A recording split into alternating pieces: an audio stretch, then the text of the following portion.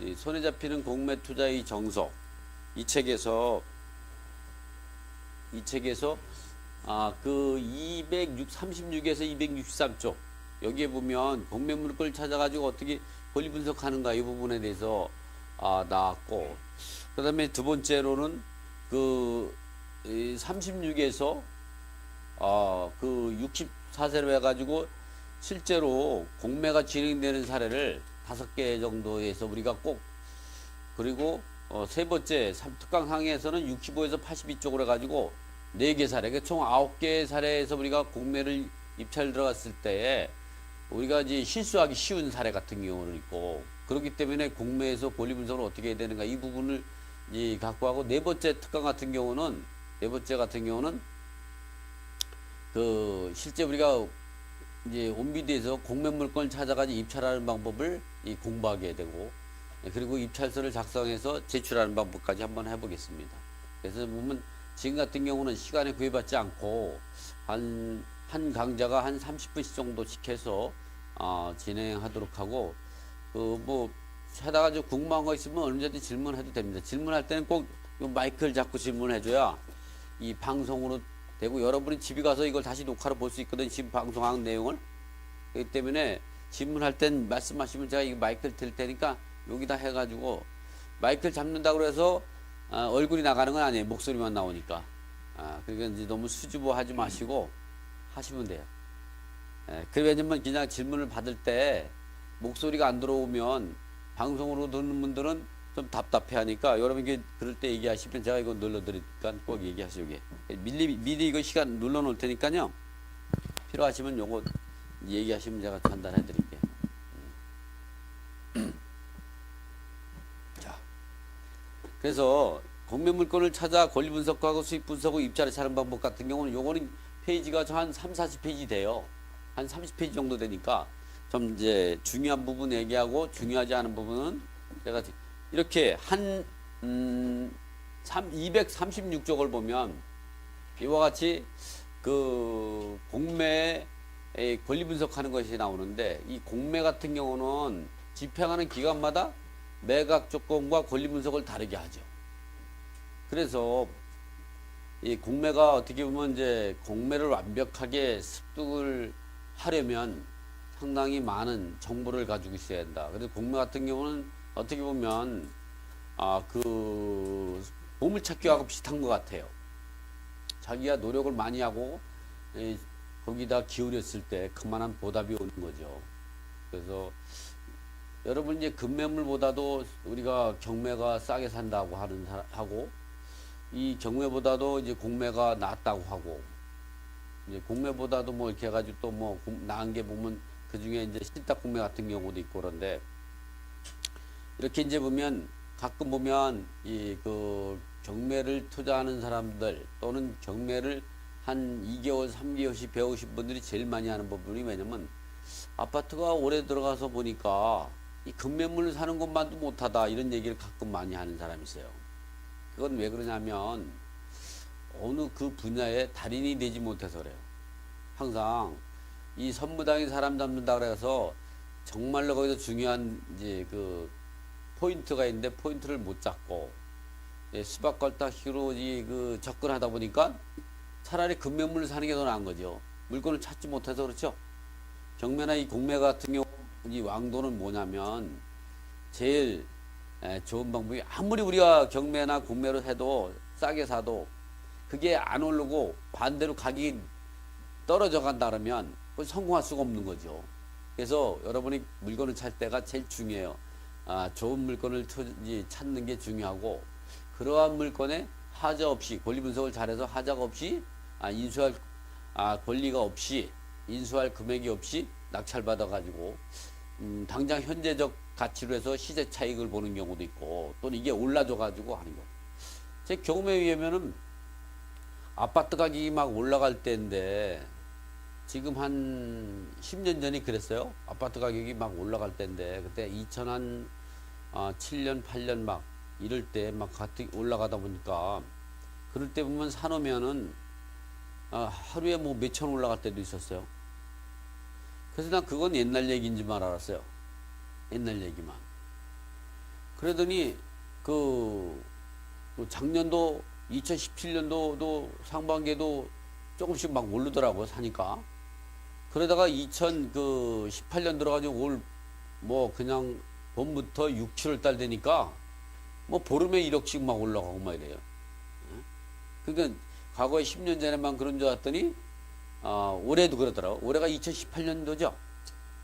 올해도 며칠 안 남았네. 여러분들 그렇게 오르는 부동산에 투자하면 돈을 벌 수가 없죠. 근데 아무리 우리가 하더라도 아파트를 갖다가 뭐 1억을 싸게 사고 뭐 이렇게 할 수는 없잖아요.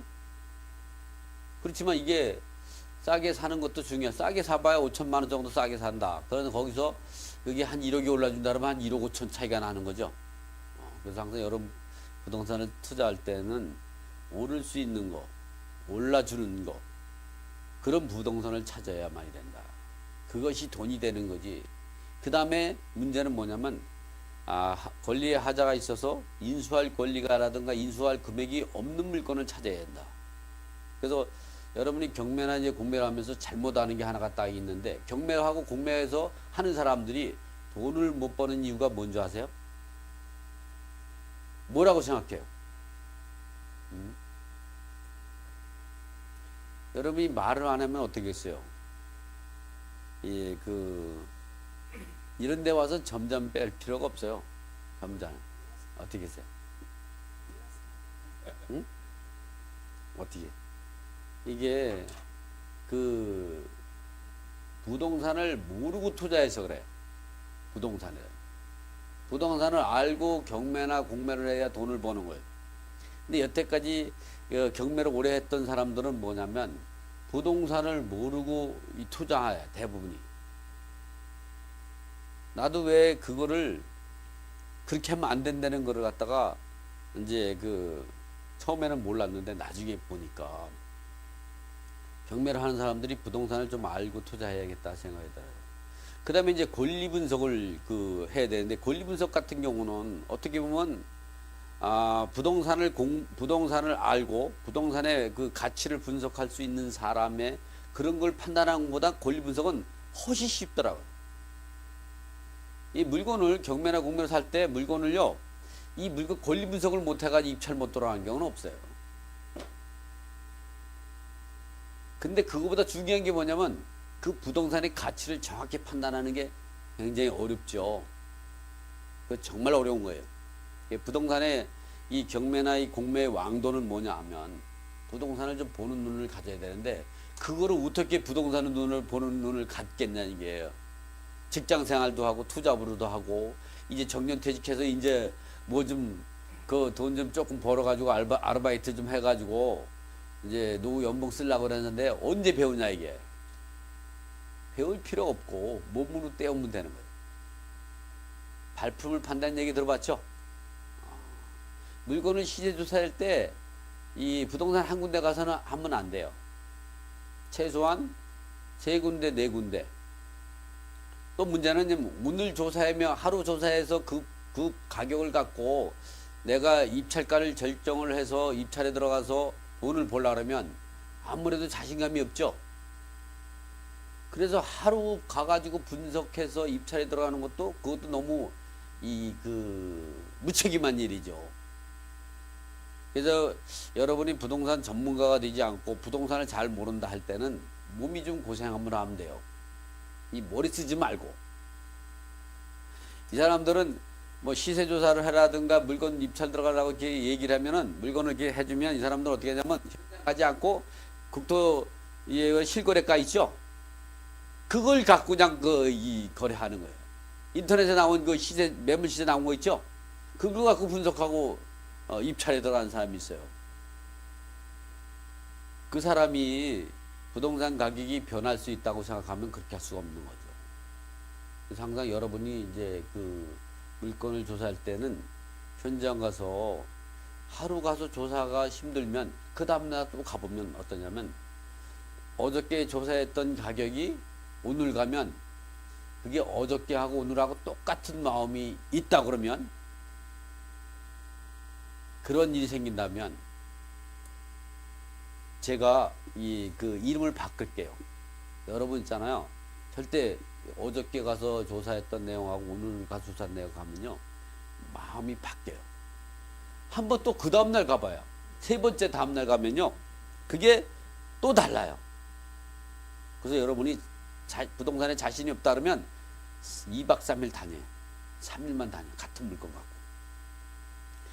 그래도 여러분이 억울하지 않는 게 왜 억울하지 않느냐면 일반 매물로 부동산을 사는 사람들은 한 달 내에 자기 아파트 하나 사는 사람 없어요.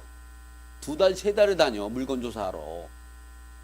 이 경매하는 친구들이나 이 공매하는 사람들은 어떠냐면 후배들은 어떻게 생각하냐면 한 번 가가지고 1시간 30분 어떤 사람은 현장도 안 가고 낙찰 받아.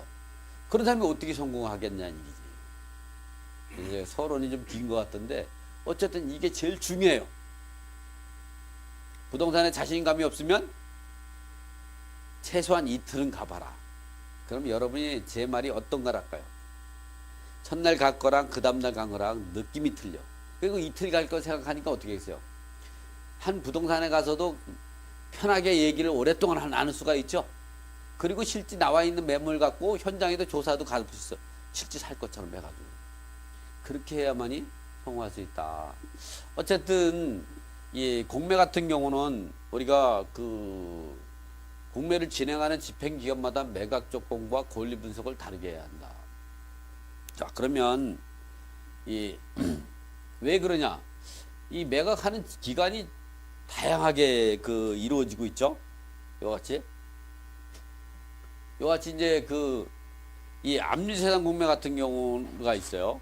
이 공매 같은 경우는 이제 보면 제가 한번 좀 칠판에 한번 해가면서 한번 해보죠. 이제 공매 같은 경우는 이제 권리 분석에서 또 공매 말고 또 경매가 있죠. 이제 요 순서를 한번 제가 바꿔보죠. 여러분이 대답을 잘하는 그러면 이제 어렵게 강의하는 거예요. 제가 난이도 이제 어렵게 할 수 있거든요. 근데 이게 어렵게 강의를 하면 더 많은 사람이 강의를 들으러 오더라고요. 책을요 어렵게 쓰잖아요. 그러면 그게 더 잘 팔려요. 참 희한한 일이죠. 이게 가볍게 쓴 책들은 베스트 올라가도요. 그게 2, 3개월 이제 6개월 가는 게 없더라고. 그래서 제가 처음에 보니까 책이 잘 나가가지고 이 또 두 번째 제인세 들어갈 때는 많이 했거든요. 안 팔리더라고요. 그렇게 재고로 그냥 쌓이는 거야. 근데 책을 어렵게 쓰면은 처음에는 많이 팔리지 않지만 계속 꾸준히 팔려요. 그리고 또 어렵게 쓰면은 비싸게 책을 책정할 수가 있죠. 이게 10,000몇천 원짜리를 하면 책이 많이 팔려도 돈이 안 돼요. 금액이 얼마 안 되더라고. 이 권리 분석도 그래요. 권리 분석도 여러분이 이제 보면 졸지 않고 열심히 강의 들으면 제가 좀 쉽게 가르쳐 주고 또 이 공부를 쉽게 가르쳐 주면 또 선생님을 또 우습게 하는 사람들이 있더라고. 자, 우리가 이제 권리 분석을 할 때는 이제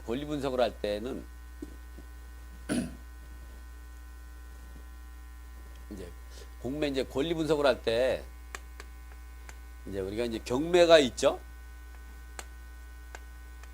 이 경매 같은 경우는 이제 법원에서 진행되는 이제 경매가 있고 이 다음에는 공매가 있는데 이 공매 같은 경우는 그 중에는 이제 보면 이제 압류세상 공매가 있어요.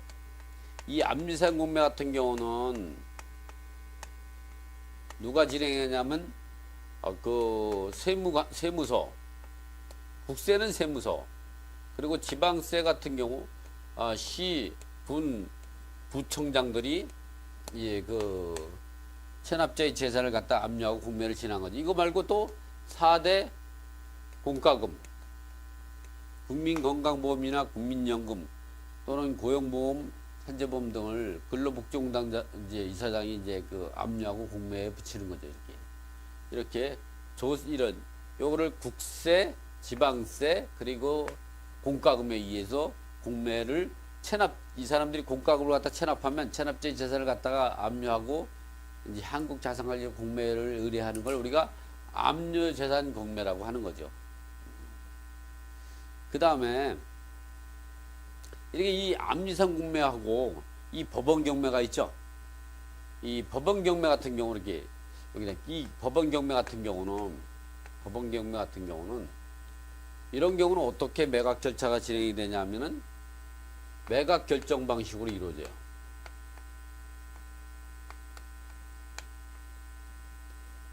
지금 여러분이 이제 공부를 할 때 지금처럼 이렇게 공부를 해놓으면 권리 분석이 뭔가가 나오죠. 이 매각 결정 방식은 뭐냐면 소멸주의를 택하게 되는 거죠.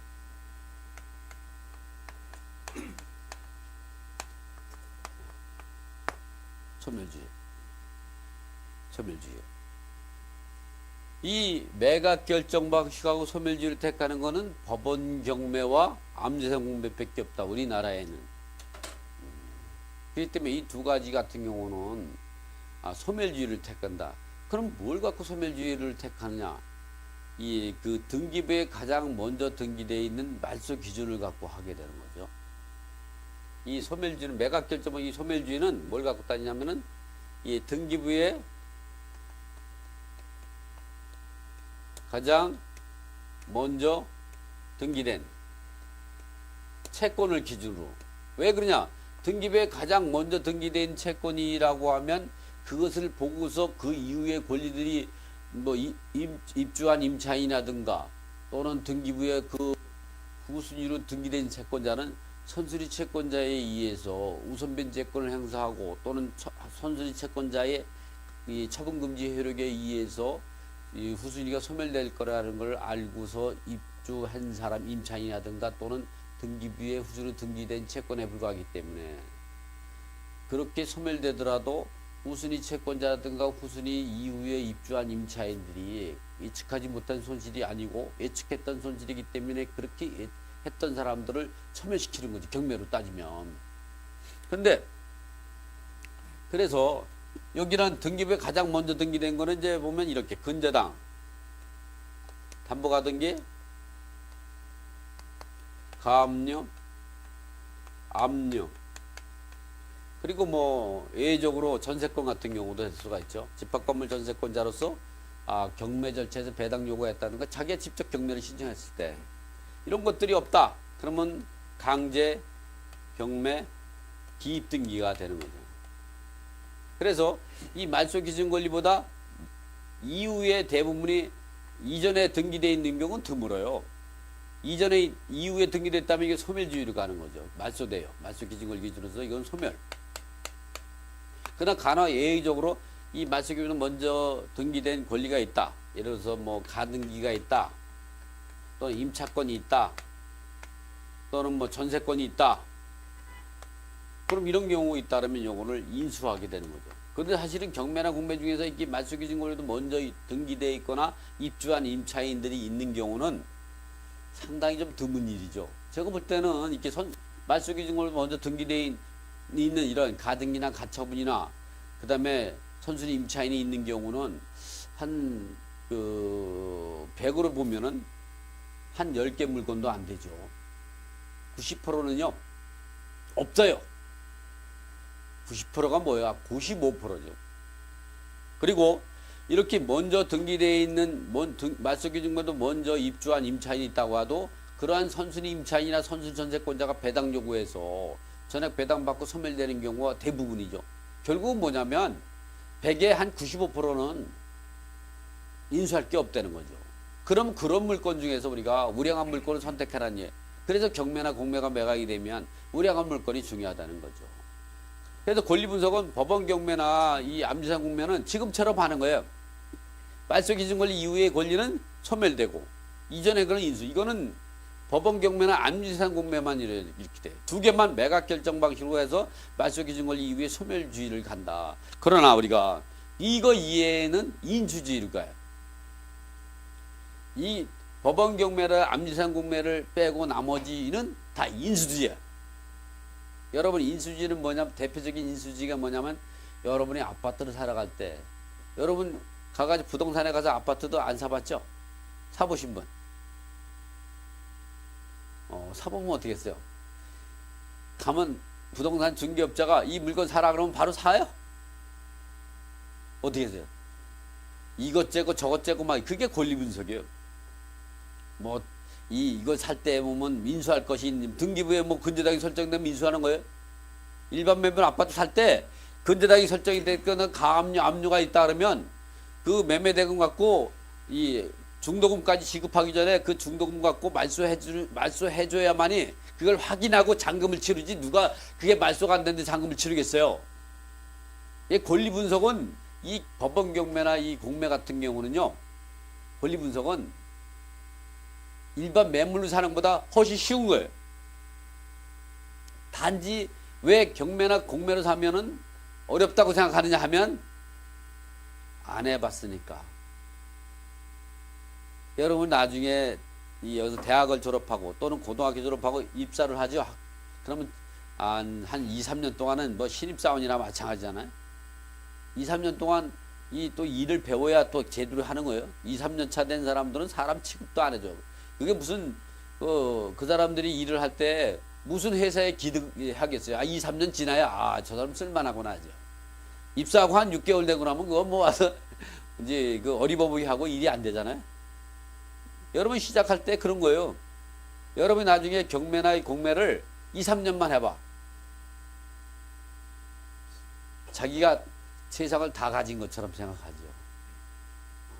그래서 어떻게 보면 이제 인수주의를 가는 거예요. 이제는 이게 소멸주의로 간다 그랬죠.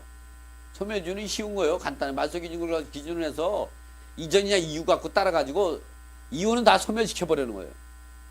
대부분이 소멸 안 되는 것도 있지만 거의 99%다 소멸돼. 99%가 뭐야? 99.99가 다 소멸되죠.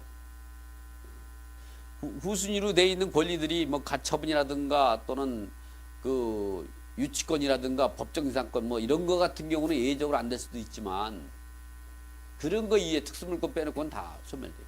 여러분 언제부터 새로 시작하는 게 특수물건부터 시작을 하겠어요. 특수물건 권리 분석이 안 되면 어떻게 돼요? 안 하면 되는 거예요. 모르면 안 하면 돼. 여러분이 부동산을 투자할 때 어디부터 시작해요? 내 주변에 있는 부동산부터 투자하죠? 내가 여기 서울에 사는데 제주도에 있는 물건부터 투자하는 사람이 어디 있어요? 내 서울에 투자한다. 내가 화곡동 산다. 그럼 화곡동 주변에 있는 거 사지. 거기 화곡동 사람이 도봉구에 사는 게 주공 아파트 사고 그렇게 못해요. 원래 이렇게 아는 것부터 하는 거. 경매나 공매를 배우더라도 아는 것부터 투자하는 거예요. 그렇기 때문에 처음에 투자할 때는 쉬운 것부터 투자해야 돼요.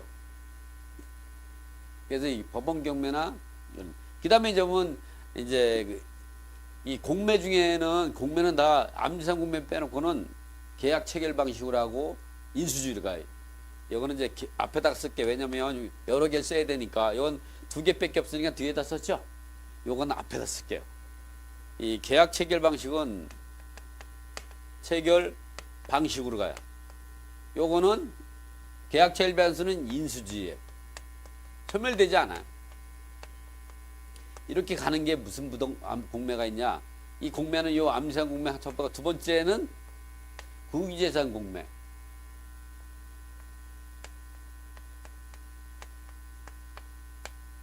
세 번째는 수탁재산 공매. 네 번째는 뭐가 있을까요? 유입재산. 내가 몰라서 물어보는 거 아니에요? 나는 뭐 웬만한 법조항이라든가 이런 걸 다 머릿속에 있어요. 이게 좀 강의를 하고 뭐 이래도 너무 나 위주로만 하면 재미가 없잖아요. 이입자산 공매가 있죠.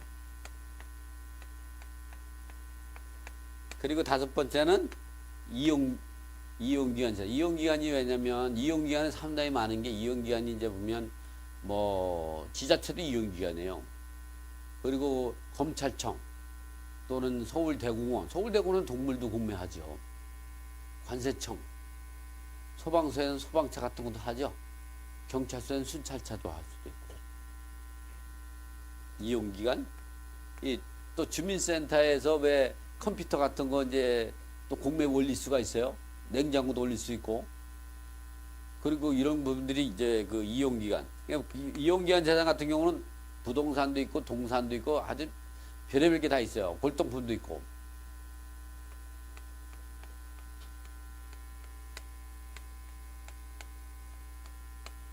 그리고 뭐 여섯 번째 뭐 저기 고정자산 공매 같은 경우는 이제 그 회사가 이 그 금융기관이 이제 파산되고 나면 이제 그 금융기관에 왜 그 이 건물 있죠? 건물 있잖아요. 은행 건물 같은 거 이런 거를 공매에 붙이는 경우를 고정자산 공매라고 그래요. 그래서 한동안 이 부채권 정리하기 위해서 했을 때는 지금은 이제 물건이 없어요. 근데 은행들이 이제 부도가 나면 몇 개 은행 같은 경우는 막 그 파산재단 위에 파산시키고 막 이럴 때 그럴 때 있을 수가 있죠. 근데 우리가 이제 그거는 몇백억짜리가 되고 뭐 이러니까 여러분한테 가지도 못해요. 그건 돈이 있어야 돼. 또 이러면 이제 그 신탁공매라든가 또는 이제 금융기관 또는 이제 공기관 등의 직접 공매가 있죠.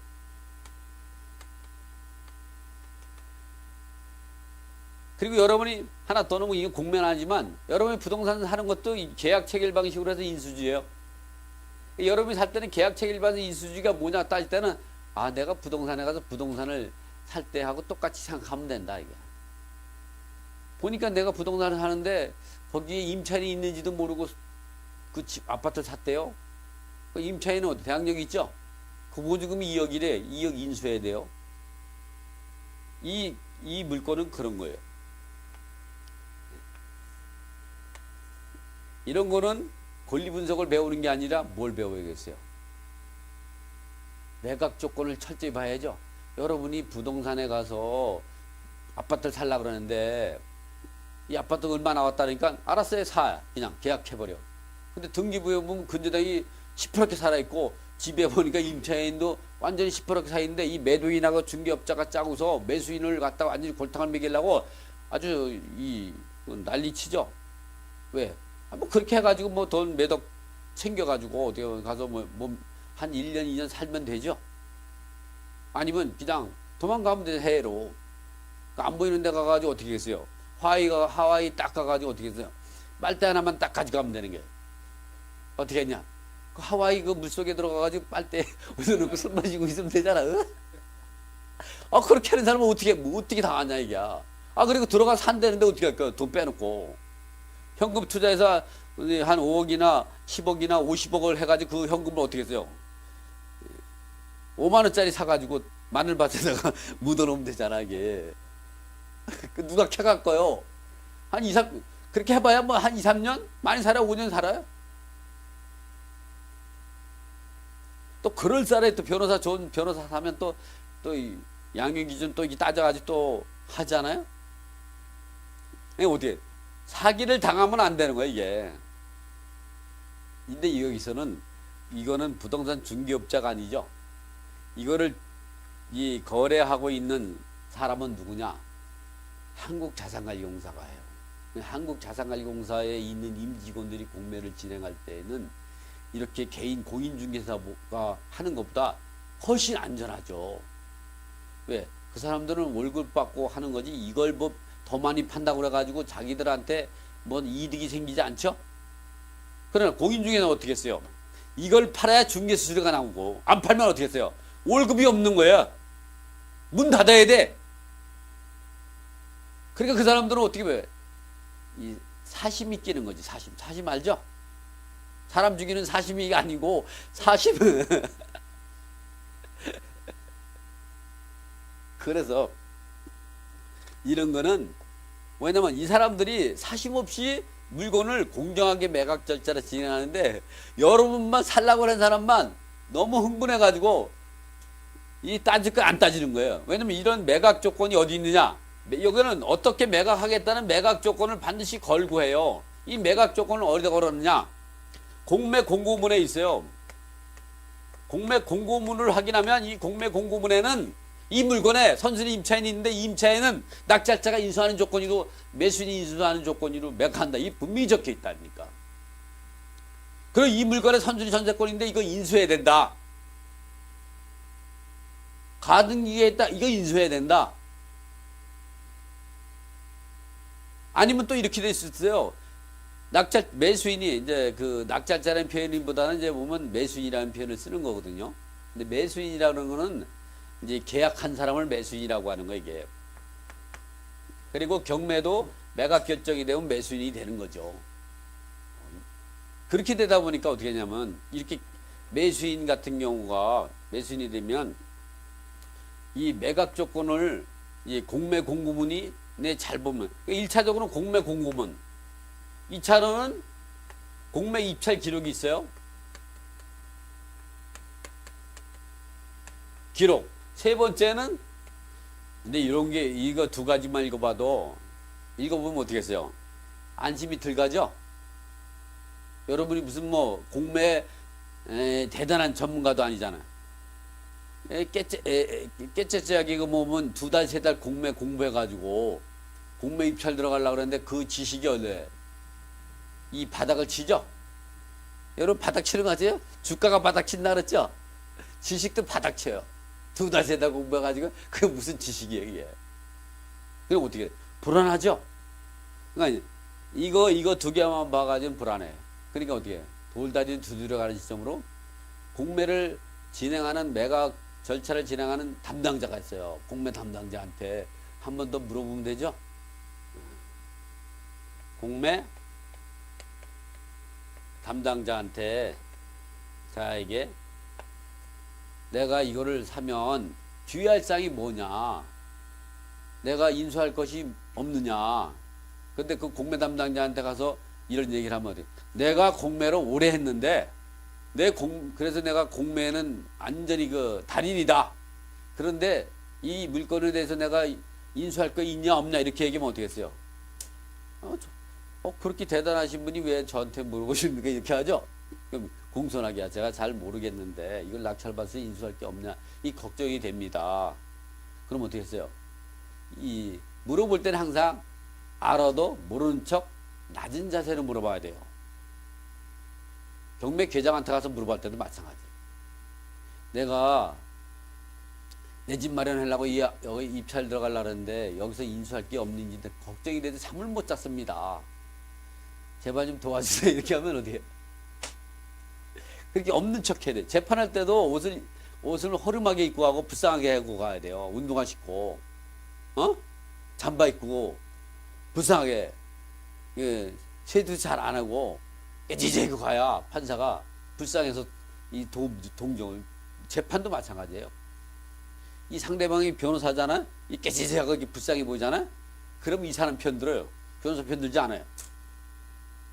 이거 정석이 변호사들이 다 이런 얘기를 해. 이것도 마찬가지. 공매 담당자한테 이렇게 예를 갖춰서 하면요 자세히 설명해줘요. 혹시 이거 여기 임차인이 있는 거 아십니까? 인수해야 되는 거? 근데 그런 게 있었어요? 알아도 그래요? 큰일 났네요. 인수할 게 있어요? 이런 자세만 갖고 이렇게 매각 조건은 지금처럼만 하면 돼. 이 정도는 할 수 있죠? 여러분 부동산에 가서 물건 사는 것보다 훨씬 쉬운 게 이게. 이거를 안 하고 그냥 자기 의미대로 이건 없어질 거다. 이거 사면은 인수할 거 없을 거다. 공매를 안 잘하니까 사겠다. 이 생각을 가지고 하니까 낭패를 보는 거죠. 무조건 물어봐라. 무조건. 이렇게 공매 이렇게 매각 조건을 그래서 권리 분석은 지금처럼 공매 권리 분석은 지금처럼 하는 거예요. 그러니까 이 압류산 공매만 법원 경매처럼 이 권리 분석을 하는 거예요. 그렇지만 이런 거는 누구냐? 다 자기가 자기 부동산은 자기가 파는 거예요. 국가 재산을 한국 자산권이 관리하는 거잖아요. 그러니까 이거는 채권에 의해서 강제 매각 절차가 아니라 자기 물건이 필요가 없어서 파는 거예요.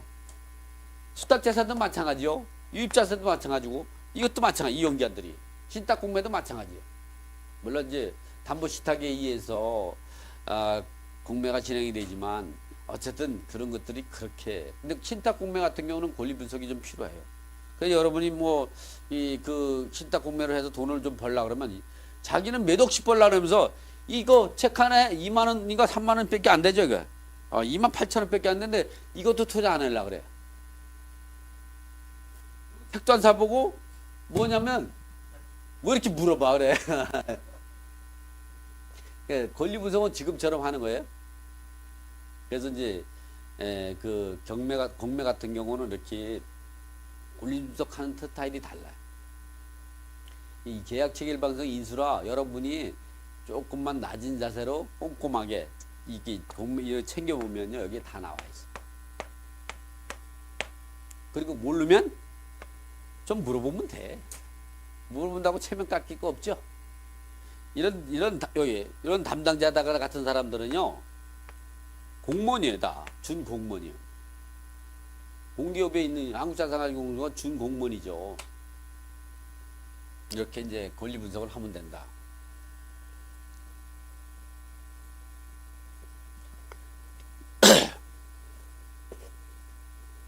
자, 그러면 실제 책에 들어가 가지고 보면 이제 그 나오면 권리 분석 쉽죠? 이렇게 하니까 쉽죠? 에? 어려워요? 어려워요? 자, 이렇게 해서 보면 이게 암세상 공매도 있고, 자, 이제 국유재산 공매 이렇게 권리 분석하는 방법은 지금 알아봤어요. 그 다음에 이제 보면 이제 온비디에서 이제 공매 물건을 찾아가지고 분석하는 걸 한번 좀 들어가 볼게요. 이건 실질적으로 이제 내 집 마련하려는 그 이정민 대리 같은 경우를 이제 그 대상으로 해서 이렇게 했는데 이렇게 이제 그 이정민 대리가 이제 그 자기가 내 집 마련하려고 이렇게 하는 거예요. 그래서 물건을 찾는 거 이렇게. 부동산을 찾을 때는 부동산은 여기를 하는 거예요. 동산을 찾을 때는 여기 찾는 거죠.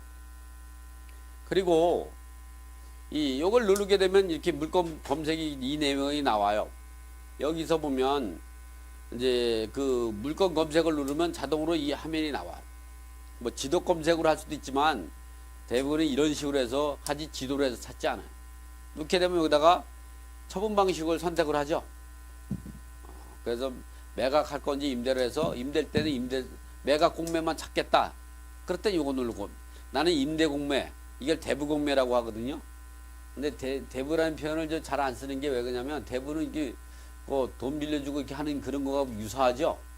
저도 그런 표현을 잘 안 써요. 캔코도 이렇게 과거는 대부 공매라 하는데 지금 그 표현보다는 임대라는 표현을 많이 쓰죠. 아마 이런 거는 제가 역할을 많이 한 거예요. 캔코에 강의를 할 때도 제가 대주주면 대부 공매라는 얘기 표현을 쓰지 말자. 왜 그러냐면 이거는 꼭 사채 냄새가 난다. 왜 좋은 제도를 두고 한자어를 쓰냐 이게. 대부가게 빌려주는 게 이게 한자어로 해서 대부를 한 거거든요. 임대 공매라는 게 있는데 그러다 보니까 지금은 이제 임대하고 대부 이렇게 바뀌었죠. 입찰 기간을 이렇게 해가지고 선정을 해요. 그러니까 이 입찰 기한을 보통 여기 일주일 단위로 이렇게 체크가 자동으로 나오는데 이걸 더 늘릴 수 있어요. 늘리면 달력이 나와요. 그럼 달력에다 그 날짜를 갖다 수정을 하면 뭐 1년 동안도 볼 수 있고 한 달 동안 볼 수도 있고 일주일 단위로 볼 수도 있고 보름 단위로 볼 수 있고 얼마든지 자유롭게 조정할 수가 있는 거예요. 그리고 이 매각 그리고 입찰 기간 뭐 그리고 주택을 선택할 수도 있지만 여기까지 할 필요 없어요. 그렇게 물건이 많지 않으니까. 소재지를 선택해요. 그리고 나서 자산의 처분 방식을 두 가지가 있는데 보면 이 캔코 공매 물건은 요 캔코 물건 같은 경우는 암지산 공매라든가 국유재산이라든가 수탁재산 공매, 유입자산 공매가 있는 이러한 것들은 이 캔코 공매 물건은 한국자산관리공사의 영문 이니셜이 캔코라고 해요.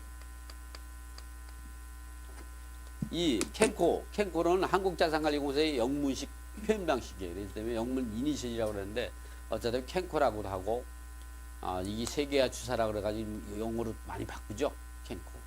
근데 정식적인 용어는 한국자산관리공사예요. 한국자산관리공사가 이 암지산 공매, 국유재산, 수탁재산, 유입자산 공매는 매각 절차부터 이 낙찰받으면 계약을 체결하고 또 이 매각 결정을 하고, 이거는 매각 결정 방식이죠. 이거는 암지상 공매는. 나머지는 계약 체결하는 것도 5일 이내 또는 10일 이내 계약을 체결하는 것도 체결하는 방식 같은 경우를 하고, 잔금을 납부하면 소유권 이전되기까지 모든 것, 또는 이 암지상 같은 경우는 배분 계산서를 작성하는 것까지 모든 거를 한국자산관리공사가 하는 거를 우리가 캔코 공매 물건이라고 한다는 거예요. 그럼 이 밑에 있는 이용기간 공매는 뭐냐? 여러분이 이제 이용기간 공매, 이건 제가 지우겠습니다. 왜냐면 요 이용기간만은 요 밑에 거죠. 이용기간 공매 같은 경우는, 이 국유재산 공매 같은 경우는 정부재산, 공유재산 같은 경우는 지자체 재산을 공유재산이라고, 기타 일반 재산 같은 경우는 일반, 이제 보통 공기관 등이 공매에 붙이는 게 말이에요. 신탁공매도 여기에 있는 거죠. 근데 금융기관, 담보재산 이런 것들을 이용기간, 예를 들어 이용기간이 성남시청이다. 그러면 성남시청이 온비드를 갖고 등록수수료하고 등록수수료를 내고 이 물건을 등록하는 거예요. 자기가 직접 이 온비드에다가 회원을 이제 성남시청으로 해서 이용기관으로 해서 회원 가입해요. 그 이용기관으로서 공인인서를 범용으로 이 법인으로 등록을 하고, 그리고 자기가 직접 이용기관으로 물건을 이 그 비연명 재산, 성남시에 보면 직원용 숙소를 가지고 있던 아파트가 있다. 이제 필요가 없게 됐다. 그러면 그걸 공매에 붙이는 거예요. 물건을 등록하고 공고를 하고, 그 매각 절차를 진행해서 이 입찰 기간 내에 이 매각이 되면, 그러면 자기 PC에서 엔터를 딱 쳐요. 그래서 입찰 집행기간 PC에서 낙찰자를 결정하게 되면, 그 다음부터 계약을 체결하고 잔금 납부 모든 행위는 성남시청 회계과 가야 돼요. 공매 담당자가 하는 거예요.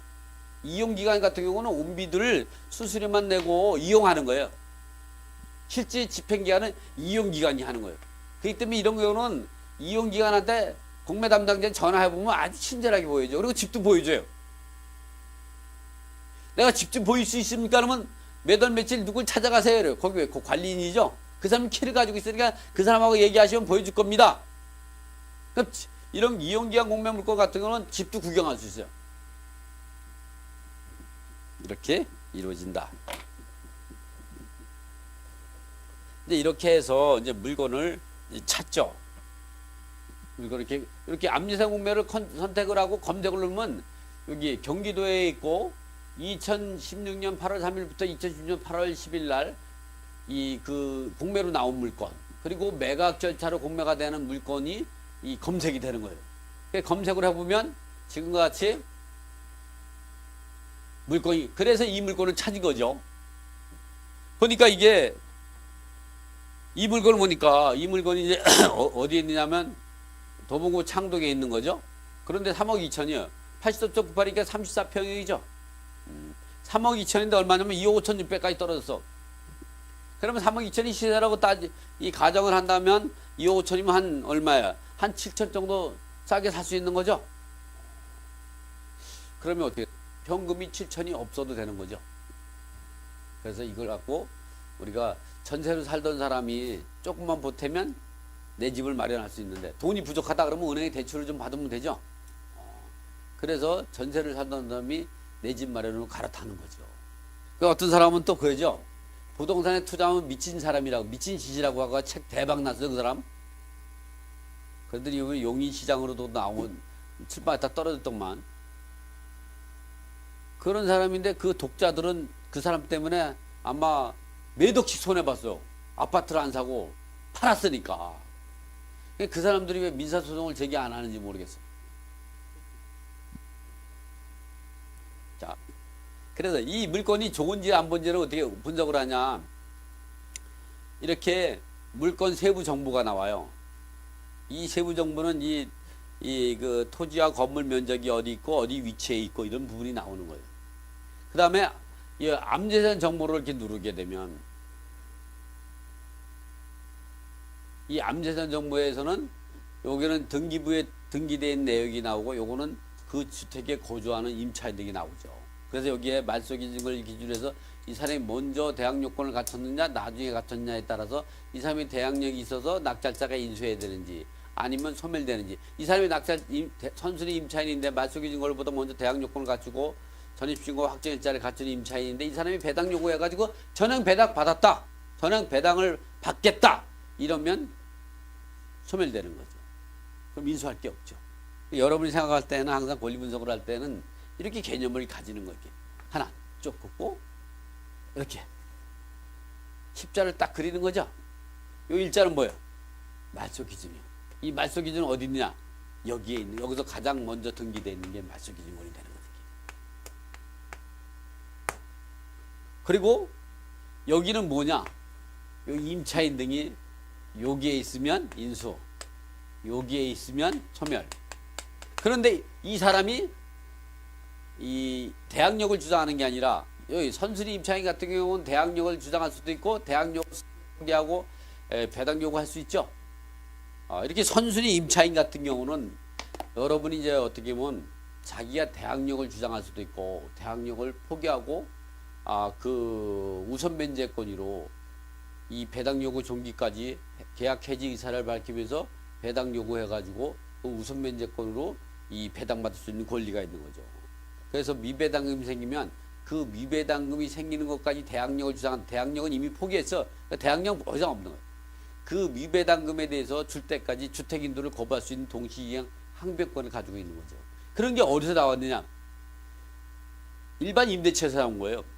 아파트 임차인이 임대인하고 계약을 했어요. 그 임대인이 아파트를 팔았어. 새로운 사람한테. 그러면 임차인은 새로운 사람하고 같이 살기가 싫죠. 그럼 나는 그냥 계약 해지해야겠다. 해지 의사를 밝혔어요. 집주인이 바뀌면 그 임차인이 동의 없이 집주인이 집을 팔면요. 임차인은 계약을 해지할 수 있는 권리가 있는 거예요. 그게 왜 그러냐? 임대인이 임차인하고 계약했는데 임차인 모르게 집을 팔았으니까 임대인이 배인적 행위를 하는 거예요. 임차인한테. 그것이 법원 경매로 나오는 거예요. 왜? 경매로 매각이 되면 어떻게 했어요? 집주인이 바뀌는 거죠. 그래서 선순위 임차인이 대항력을 주장할 수도 있고 대항력을 스스로 포기하고 나는 계약을 해지 의사를 밝히는 언제까지? 배당 요구 종기까지 계약 해지 의사를 밝히면서 그 확정일자 우선 면제권으로 또는 최우선 면제권 갖고 우선의 변제 이 배당 요구하고 미배당금이 생기면 전액 배당 받을 때까지 주택인도를 거부할 수 있는 동시에 항변권이 남는 거죠. 이런 절차에서 이게 권리 분석이에요. 지금처럼. 자, 근데 여기를 보면은 이 이소룡은 임차인이 아니라 체납자야. 공매재산 요번에 요 입찰 이렇게 봤다. 여기까지 분석했다 그러면 입찰 정보를 가야 돼. 입찰 정보를 누르게 되면 여기 공매재산 명세서가 나와요. 이 공매재서가 뭐냐면 경매에 따지면 매각물권 명세서예요. 그럼 어떻게 되세요? 공매재산 명세서는 이 공매를 주장하는 주관하는 아주 핵심적인 거예요. 심장과 같은 거예요. 그래서 이 공매재산 명세서에 인수할 권리, 소멸될 권리가 여기가 명시돼 있어요. 여기에 명시돼 있지 않는 게 나중에 나타났다. 그러면 공매재산 명세서의 중대한 하자로 의해서 매각 결정을 취소 신청할 수 있는 거예요. 근데 너무 이 똑똑한 사람들은 이걸 안 보고 낙찰받아요. 그래서 여기에 선순위 전세권 인수해야 된다는 내용이 아주 이렇게 작은 글씨로 기재가 돼 있긴 크게 안 지고 작은 글씨로 비건에 적혀 있는데 그건 안 본 거예요. 그리고 나서 이걸 갖다가 매각 결정 취소를 할 수 있냐 없냐 이런 얘기 나와요. 그걸 매각 결정 취소를 할 수 있다 얘기하면 어떻게 했어요? 제가 사기치는 거죠? 근데 그 사람은 그걸 취소할 수 있어야 된다고 이게 주장하는 이 분이 연세가 많으신 분이 있어. 누굴 편을 들어줘야 돼요? 그 사람 편을 들 수가 없는 거예요. 이건 보조금을 포기할 수밖에 없어요. 그렇다. 그렇기 때문에 이 공매재산 명세서를 봐야 된다. 그래서 이런 물건이 나오면은 이와 같이 이 물건이나 아파트나 또는 이렇게 그 내부 현황, 이 내부 현황은 여기서 보면 잘 안 보이죠? 제가 이 PC 화면에서 보여주면은 여기 PC 화면을 보면 잘 나오죠, 이렇게. 여기를 보시면. 응? 여기 잘 보이시죠, 여러분도? 인터넷에서 보시는 분은 잘 보여요. 이렇게. 이제 이게 이제 책이다 보니까 칼라가 아니다 보니까 이렇게 나오죠. 이게 책 내부가 이게 깨끗한 거예요. 지도도 그렇고. 그래서 이 물건이 괜찮다 그러면 보면 말소 기준 권리를 기준으로 해서 우리가 인수할 게 없냐 보니까 인수할 게 보면 아까 같은 경우는 보면 여기에 이 대항력권을 갖춘 사람이 임차인인지 체납자인지 아직 잘 모르죠. 경매에서는 채무자 겸 소유자라고 하지만 공매에서는 채무자라는 표현이 안 맞아요. 세금 체납, 공과국 체납이니까 체납자 겸 소유자라고 그래요. 공매에서는 채무자 겸 체납자 겸 소유자 이 개념을 쓴다.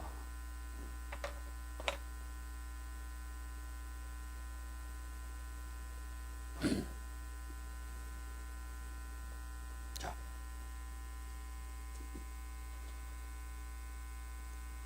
이 암재산 공매가 이거에 좀 전에 그 밑에 누르면 이게 나오는 거예요. 밑에 올라가면 여기에 보면 앞에 좀 가시면 이게 공매재산 명세서가 이게 나오죠.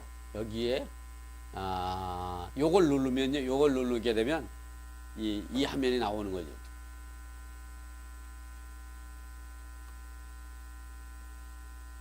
이 화면이 나오는 거죠. 이 화면에 보면 앞에 같은 경우는 공매를 위임한 관서, 관리번호, 그리고 공매 공고일, 그리고 배분 요구 종기 날짜가 적혀 있고, 그리고 요 내용들은 암리사람 여러분, 그리고 요 내용들은 점유관계는 현황조사관이 조사해온 내용이에요. 법원 경매는 집행관의 현황조사가 있지만 공매에도 국세지법이 개정이 되면서 현황강 제도를 두고 있어요. 그래서 현황조사관이 조사를 해가지고 와요. 그리고 요거는 임차인이 직접 신고한 내용. 근데 임차인이 여기 신고만 해놓고 배분 요구를 안 했다면 얘는 대항력을 주장하는 거예요. 자, 여기 보면 체납자라는 표현이 쓰죠? 체납자 겸 소유자는 대항력이 있을까요? 없을까요? 없죠? 없어요. 그렇기 때문에 이거는 우리가 인수할 권리가 없는 거죠. 또 밑에 보면 이런 게 나오죠? 유치권 4억이 있다. 유치권이 대항력이 있으려면 여기 체납자가 거주하면 안 돼요. 그렇죠? 공사대금 채권자가 거주해야 되는데 여기 임차인이 이 체납자 겸 소유자가 거주하니까 대항력이 없는 거죠. 그래서 이게 낙찰받으면 인수할 게 없는 거예요. 이런 분석을 한 다음에 이렇게 분석을 한 다음에 이제는 뭐냐? 이럴 때 이런 분석을 한 다음에 우리가 이제 공부를 열람을 해봐야죠.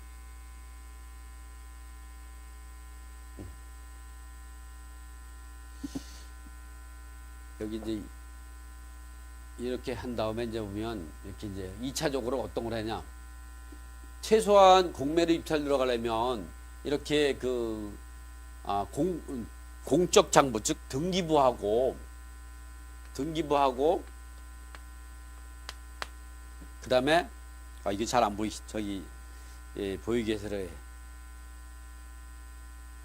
자 인터넷을 분들을 위해서 우리가 또 사실 이 공적 장부 같은 경우는 뭐가 있느냐? 등기부. 지금 등기사항 전부증명사라고 하죠. 말소사항까지 포함되는 걸 등기부 등본이라는 표현이 아니고 법이 바뀌었죠. 그래서 등기사항 전부증명서로 바뀌었어요.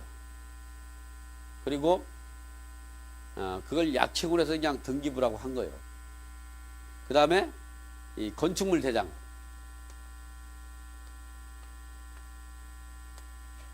이번에는 이제 전입대 열람.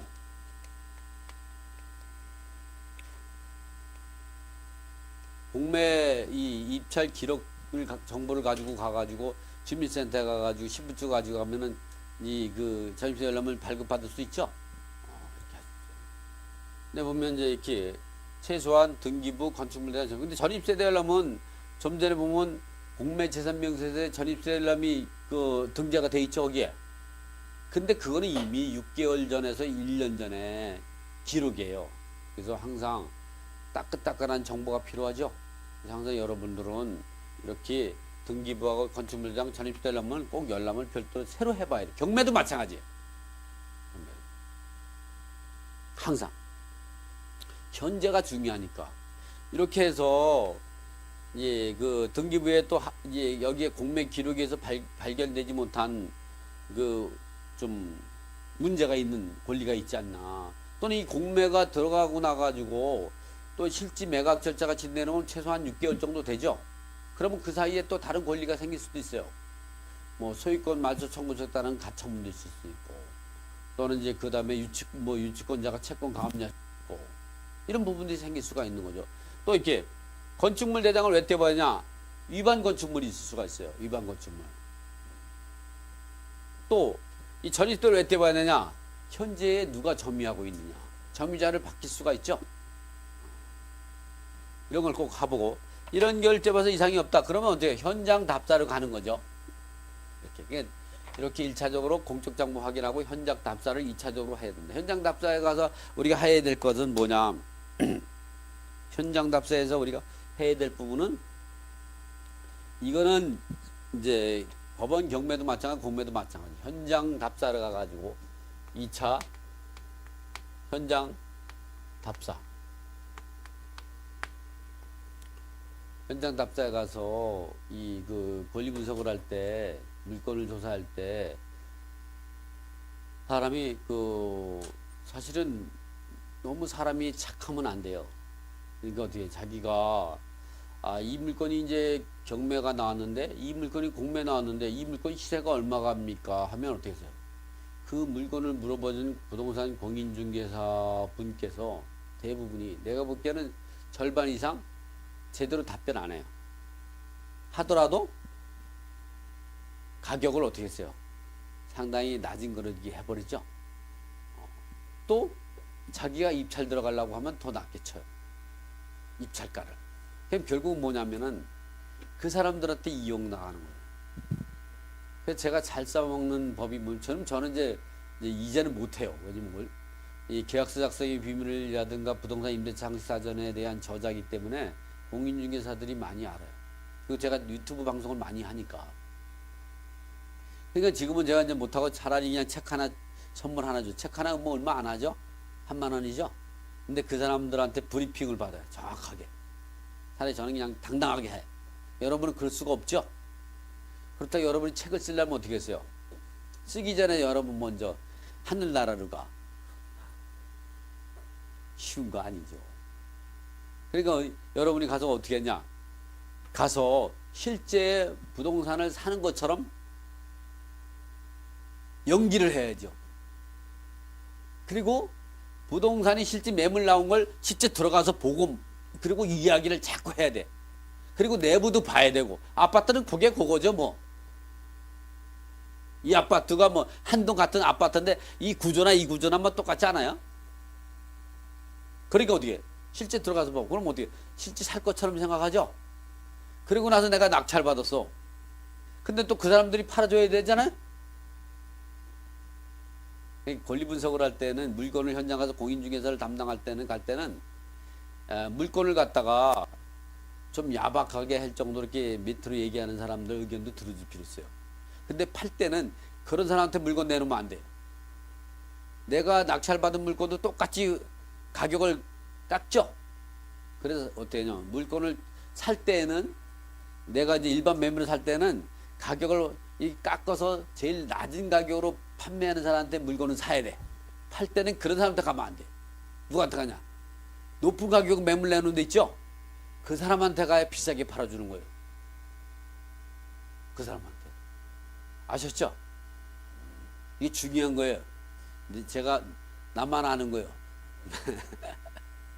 그래서 여러분 할 때는 물건을 살 때는 가격을 굉장히 후리치는 사람들을 찾아가야 돼. 팔 때는 절대 거기다 내놓으면 안 돼. 여러분 물건을 시세 조사할 때 보면 가격을 그냥 굉장히 낮게 저평가하는 사람 있죠? 낮게 합하고 거기다 내놓으면 안 돼. 내 것도 건물이 그냥 후려쳐지는 거예요. 근데 높게 평가하고 막 그냥 아파트를 굉장히 여기로 굉장히 앞으로 오를 거다 막 이렇게 좋은 얘기 하는 사람 있죠? 그런 사람한테 물건을 내놔야 돼. 어쨌든 입찰 들어가기 전에는 그렇게 연기를 좀 해서 실제 살 것처럼 한다. 그러면 나중에 물건 내놓을 때 또 찾아가면 어떻게 했어요? 내가 거짓말한 것이 되죠? 그럴 때는 어떻게 낙찰받고 낙찰받아서 돈 벌었잖아요. 봉투에다가 5만 원짜리 하나 넣어요. 그리고 갖다 줘요. 고맙다고 그러고 줘요. 그 봉투를 주면 이게 뭡니까? 점심식사 하시라고 이렇게 줬어. 그럼 이 사람이 5만 원짜리 굉장히 큰 겁니다. 봉투를 보면 5만 원짜리지 이거 뭐냐? 내가 고마워서 뭐냐면 사실은 내가 이래저래 해서 경매로 입찰 들어가려는데 시세를 잘 몰라서 여러분을 좀 고생시켜서 그거에 대한 발품에 대한 보답으로 준다면 그때 자기가 물건 보여주고 막 고생했던 건 다 잊어버려. 물건이 크다, 좋다, 이럴 땐 10만 원 넣어도 돼요. 근데 내가 이걸 좀 비싸게 팔고 싶다, 이럴 때는 10만 원 넣어. 그러면 5만 원보다 10만 원이 굉장히 크죠? 그럼 그 사람, 근데 그 사람을 아까 같이 가격을 후려쳤던 데는 가지 마. 에? 이 높게 얘기했던 데 있죠? 거기다. 그 사람이 필요한 거야. 그러니까 돈을 다 줄 필요가 없어. 내가 필요한 사람만 주면 한 두 사람 선정. 그래서 비싸게 파는 거예요. 자, 어쨌든 2차 현장 답사가 살 게는 뭐냐면 시세 조사를 해야죠. 이때 시세 조사는 이 매매 시세만 하면 안 돼요. 전월세 시세도 전월세, 전세하고 월세 이 시세도 같이 파악을 한번 해봐야 된다. 왜냐면 이것이 매물이 없으면 이걸 올리게 되는 거예요. 전월세가 가격이 상승이 되잖아요. 그러면 전월세는 당연하게 매매 시세를 올릴 수밖에 없어요. 어떻게 할 거예요? 전세가 없으면 사야지. 이게 맞아 들어갔던 게 왜냐면 지금은 이제 그런 데가 좀 드물어졌는데 과거 같은 경우는 몇 년, 2, 3년 전만 해도 이 그 매매 시세에 90%씩 막 그냥 95%씩 막 그냥 전세가가 이 올라갔던 지역이 있어요. 그러면 그런 지역을 투자해라 그랬어요. 내가. 왜 그러냐면 크게 전세가 육박하고 막 이러고 하고 매물이 전세 시세가 없으면 살 수밖에 없어요. 조금만 보태면 사죠. 그래서 이런 걸 같이 해라. 그래가지고 이때 시세할 때는 중개업소, 부동산, 중개업소 한 최소한 4군데, 5군데 많이 다니면 다닐수록 더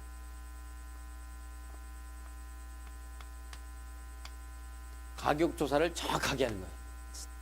이 가격을 제대로 분석하지 못하면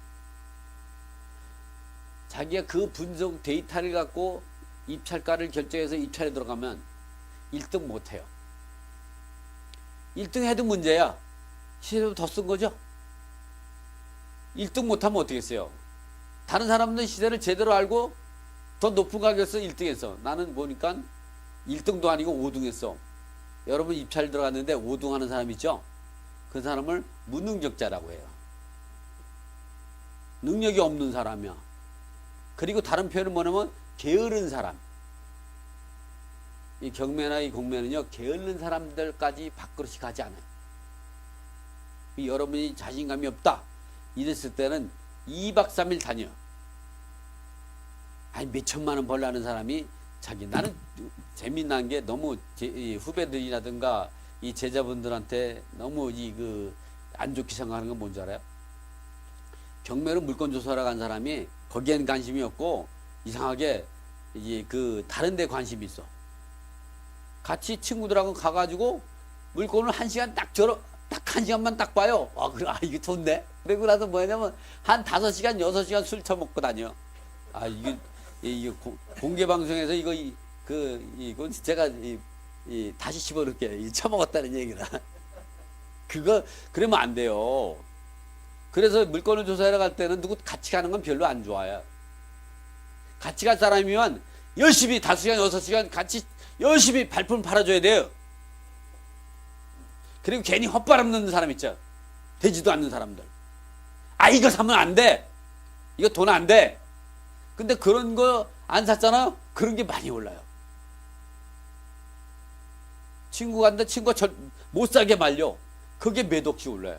나중에. 그 다음에 또 뭐냐면, 이렇게, 그 다음에,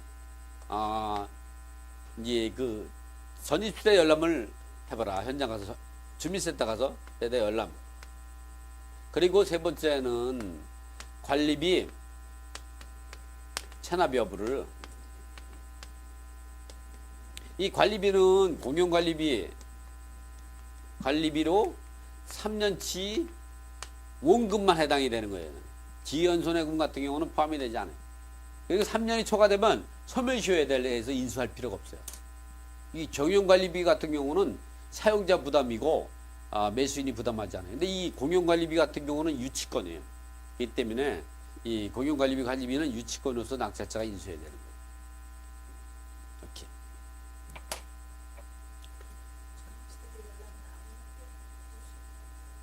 전입되려면 이 경매 기록만 가져가면요, 이제 누구나가 다 할 수가 있는 거예요. 경매 정보지 있죠?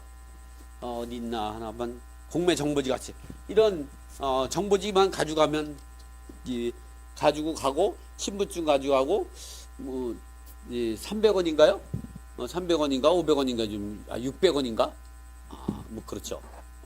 금액은 잘 이제 그 카드로 해가지고 금액이 요즘 기억이 잘 안 나요. 600원 정도가 될 겁니다. 뭐 그게 뭐 300원인데 600원은 뭐 그게 중요한 건 아닌 것 같죠? 제가 현금으로 했으면 기억이 날 텐데 요즘에는 해도 카드로 하다 보니까 개념이 별로 없어요. 600원 정도 갈 겁니다. 자, 이렇게 해가지고 이제 그 조사를 하고 나서는 조사를 했다 그러면 우리가 이제 수익 분석을 하게 되는 거죠. 그래서 이제 이거는 이제 수익 분석을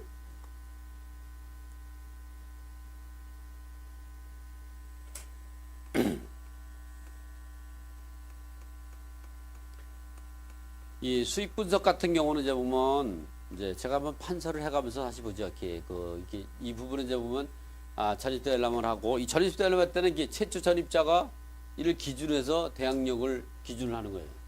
이거 가족 구성원이 먼저 동일 세대원이 먼저 전입하고 나중에 임차인이 또는 세대주가 전입했다면 이 최초 전입자를 기준으로 해서 대항력이 이루어지는 거죠. 그러니까 지금까지 조사한 자료와 자료를 가지고 수익 분석을 하게 되는 거예요. 그리고 입찰가를 결정해서 낙찰받고 소유권 이전을 받으면 되는데 이럴 때 우리가 수익 분석하는 방법을 조금 볼까요? 이게 수익성 분석은 이제 입찰가를 결정할 때는 결정 전에 좀 전같이 현장 답사에서 시세 조사를 잘 해왔죠. 그러니까 그 데이터가 좀 부실하다. 그러면 여러분은 낙찰 받으면 어떻게 해? 낙찰자가 되면 행복해야죠. 근데 나는 낙찰 받고 나가지고 불행한 사람 많이 봤어요. 내가 제일 좋아하지 않는 사람들은 뭐냐면 입찰 들어가기 전에 권리 분석은 현찮게 하고 낙찰 받고 나서 그렇게 권리 분석을 또 하는 사람이 있어요. 낙찰 받고 나가지고 또 현장을 많이 다녀, 부동산 다녀. 그럴 것 같으면 어떻게 했어요? 입찰 들어가기 전에 먼저 조사를 해야죠. 낙찰 받고 딱 현장에 가가지고 현장 안 가고 낙찰 받아서 현장 딱 갔더니 부동산에 갔더니 뭐라냐면 이런 얘기를 해. 경매로 낙찰 받았는데 얼마 낙찰 받았어요? 에? 금매물이 그보다 싼 게 나오는데 5억짜리 아파트를 갖다가 이제 3억에 낙찰 받았어요. 그럼 싸게 낙찰 받은 거죠? 너무 싼 것 같으니까 3억 5천이라, 5억짜리 아파트를 4억 5천. 좀 너무 오버하면 안 되니까 4억 5천에 낙찰 받았어. 그리고 나서 현장을 닦아가 부동산 했더니 이제 5억을 받을 수 있으면 내가 등기비 한 1.9로 계산하고 뭐하고 그러면 한 3천만 원 내가 이익이 나오니까 내가 1년 연봉은 3천만 원 잡으면 내가 3천만 원 벌었다. 이 생각하고 기분이 좋아서 갔어요. 갔더니 부동산에 딱 갔더니 그 사람은 이제 그냥 실거래가만 조사하고 인터넷 조사하고 전화를 해서 확인하고 딱 갔더니 그 사람이 갔을 때 가가지고 경매로 낙찰 받았는데 4억 5천에 낙찰 받으니까 이 공인중개사가 뭐라 하냐면 발장을 딱 끼고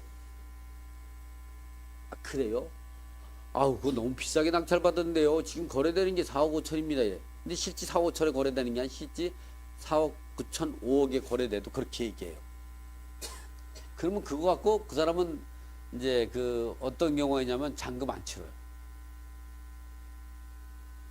보증금 포기하는 거예요. 근데 그 사람이 그러지 않고 그때 가서도 지금 아파트 그냥 현장 가서 현장 답사를 못 간 사람 얘기하는 거예요. 그런 사람 갔다 현장을 갔을 때는 어떻게 하냐면 지금 시세가 아파트가 지금 얼마면 살 수 있습니까? 이렇게 물어보는 거예요. 낙찰 받았다는 얘기 안 하고. 그때 다시 낙찰 받고 가서 다시 시세 조사 다시 해야 돼요. 그런 상태에서 이제 높게 쳐주는 데다가 매물을 내놓는 거지. 사실은 내가 이래저래 해서 낙찰받았다. 어디. 그리고 또 어떻게 하면, 어떻게 이제 그 딱 보면, 사람 딱 보면, 아, 괜찮은 사람 같으면 저녁 식사나 같이 하면 어떨까요? 이렇게. 내 사람 만드는 거죠. 그래서 비싸게 파는 거예요. 내 걸 갖다가. 근데 처음에 가자마자 경매로 낙찰받았다면 내가 공인중개사라도 후려칠 수밖에 없어. 왜? 나하고 전혀 관념이 없고 그걸 싸게 후려쳐야만이 내가 할 걸 서 중개수를 받는 거죠. 영업하는 사람의 공인중개사는 그 사람을 잘못했다고 생각할 게 아니에요. 장사이 이거는 손해보고 판다고 하는 게 그게 이제 사기치는 건 아닙니다. 그건 진짜 영업면이에요. 이거 1,000원에 사가지고 만 원에 구입해 옵니다. 그래서 2만 원에 팝니다. 이렇게 파는 사람이 영업을 잘하는 거예요. 그러니까 여러분이 혹시 현장을 한 거 조사했다고 해도 다시 시세 조사 다시 하는 거예요.